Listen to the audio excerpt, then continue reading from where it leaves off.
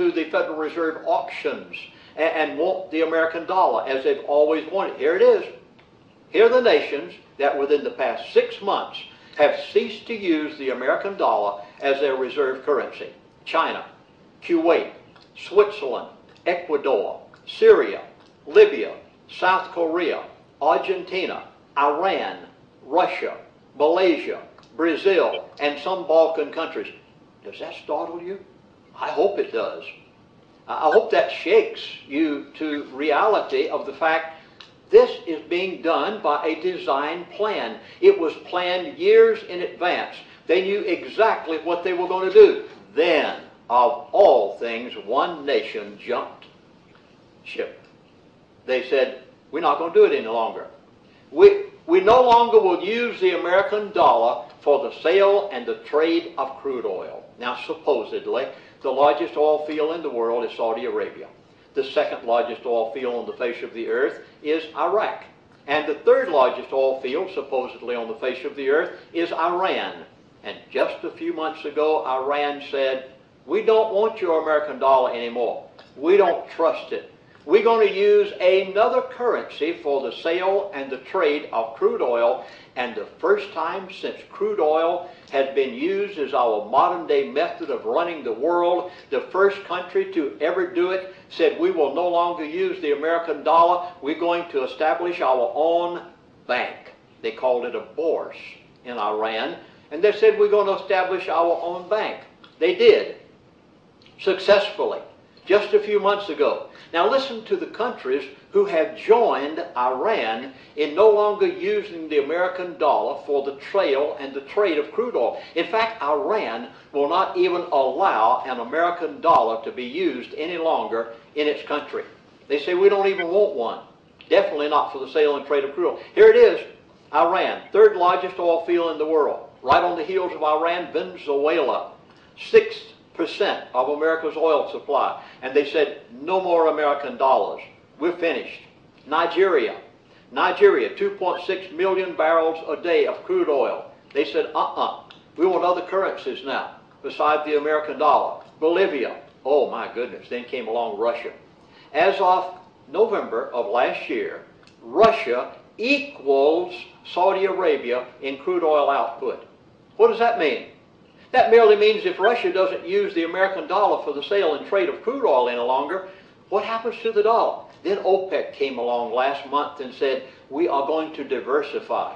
And we won't necessarily use the American dollar for the sale and trade of crude oil any longer either. Now, when the standard currency of the world is crude oil as it is today, and these countries will no longer use the dollar for the sale and the trade of crude oil, where does the dollar go? The dollar becomes worthless. When the dollar becomes worthless, what happens to the American public? Do you realize how all of this is affecting you, the person watching this DVD right now, and how all of this relates to your dinner table and what's going to happen to the dollar when the dollar crashes? When the oil-producing countries of the world stopped using the dollar as the standard currency for the sale and the trade of crude oil, the dollar began its collapse. Now just think about it for a moment.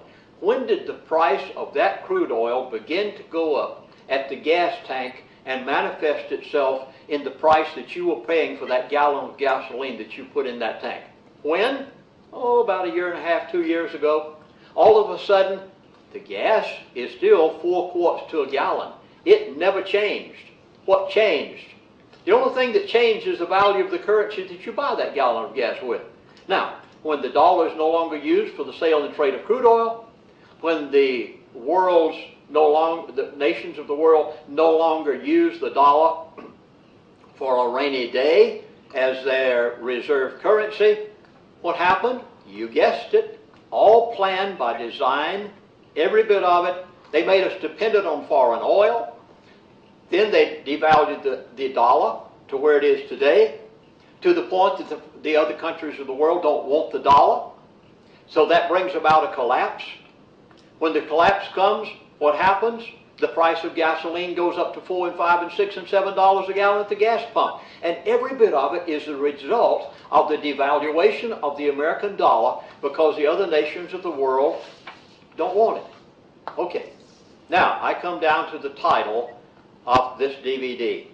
How do I know these things to be true? You need to understand some of my background and what will happen in the next 12 months. It all began with me when I was just a young man in my 20s, graduated from Bible college, and went to Florida and pastored a church for 12 years. The same church, Grace Baptist Church in Hollywood, Florida. One day the Lord said, Lindsey, I want you to go to Alaska as an aviation missionary. So I did. I resigned my church and raised support and went to Alaska as a missionary. I had just arrived in the state of Alaska, and I heard them announce they were going to build the Trans-Alaska Oil Pipeline. Biggest pipe ever constructed on the face of the earth for the carrying of crude oil, 800 miles long, 4 feet in diameter, and they said that 25,000 pipeliners were going to converge on the state of Alaska to build that pipeline. Now, back in those days, I didn't know much. I was brought up in a Christian home, very godly environment, and all of a sudden, I'm thrown into the midst of a whole new world. I knew nothing about the elite. I knew nothing about the agenda of the powers that be. And so as a result, here I was, all of a sudden, to be put into a completely new environment. Well, I remember that I went to Alaska Pipeline Service Company, and I said, don't you need a chaplain on the Trans-Alaska Oil Pipeline? They said, well, we wouldn't know what to do with you. We never had a chaplain on a pipeline before. And so I kept going back and back and back. I guess persistence paid off. And finally they said, okay, we'll give you the northern 7 work camps from Prudhoe Bay down to Galbraith Lake. Just go up there and see what you can do. Well, I did. And about 6 months later, I'm quite sure they thought I'd quit in short order, but about 6 months later, Mr. R.H. King, personnel relations man with Alaska, came to me and he said, Chaplain, you're saving us thousands of dollars of counseling fees. We never knew the value of a chaplain on a pipeline before. He said, we have just voted to give you executive status. Well, I said, Mr. King, what do you mean? He said, well, you can go any place you'd like, see anything you'd like to see. And he said, we'll give you your own vehicle, and you can travel about as you will. He said, you can stay in executive dorms when you're at Prudhoe Bay. And I said, well, that's right, thoughty of you. And he said, we would like to invite you to sit in on our board meetings in an advisory capacity in order to help the relationship between management and labor. I had not the slightest idea of what I was getting into. If someone had asked me when I went to Alaska, Lindsey Williams, do you believe there's a group of people on the face of the earth who control the world? I would have laughed at them and said, who are you, a John Bircher? If someone had asked me 3 years later, after my experience on the Trans-Alaska Oil Pipeline, of living with the people who control the world, of sitting with the elite who are planning all of these things that I've just talked about, if someone had asked me, Chaplain Williams, do you believe there's a group of people on the face of the earth who tell the president what to do, who dictate to Congress what bills to pass, who tell the Arabs in any given day what they're going to give them for a barrel of oil and control the currencies of the world, I would have said, not only do I believe it, I sat and listened to them talk about it. As a result, by the providence of God. Now, there is no way in this world that a little insignificant, unknown missionary flying airplanes out in the bush of Alaska could have ever sat and rubbed shoulders with the elite of the world except by the providence of God. Because I'm just an ordinary man like everybody else.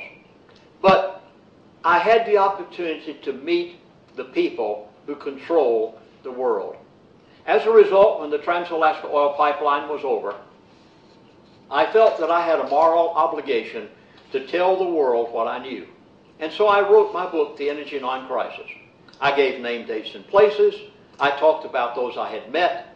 I told about things that might have wanted to be said and might not have wanted to be said. And here I am 35 years later. I warned the world 35 years ago, you're going to be paying what you're paying today at the gas pump for a gallon of gasoline. I tried to tell people years